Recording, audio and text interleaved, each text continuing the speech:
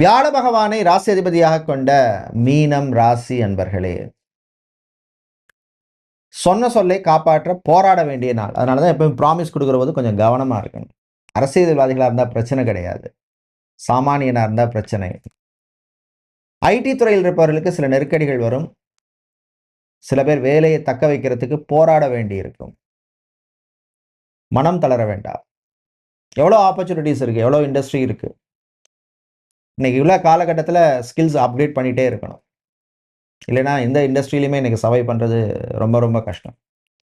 பிசினஸை பொறுத்தவரையில் ஜவுளி கடை, துணிக்கடை வைத்திருப்பவர்கள், கோல்டு சில்வர் பிசினஸ் செய்பவர்கள், நகைக்கடை, அடகு கடை வச்சிருக்கிறவங்க, விவசாயம் சார்ந்த தொழில் செய்பவர்கள், ஆர்கானிக் சம்பந்தமான பிசினஸ் செய்பவர்கள், பூ பழம் காய்கறி வியாபாரம் பண்றவங்களுக்கெல்லாம் அனுகூலமாக இருக்கும். மாணவர்கள் அறிவுத்திறன் வளரும்.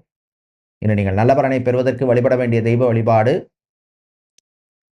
சரபேஸ்வரர் வழிபாடு. உங்கள் சங்கடம் தீர்க்க வழிபாடு. சரபேஸ்வருக்கு காயத்ரி மந்திரம் சொல்லி வழிபடுங்க. ஓம் சாலுவேசாய் வித்மகே பக்ஷிராஜாய் தீமகி தன்னோ சரப பிரச்சோதயாது. உங்களுக்கு அதிர்ஷ்டமான நிறம் நீலம். அதிர்ஷ்டத்தை தருகின்ற எண் 3.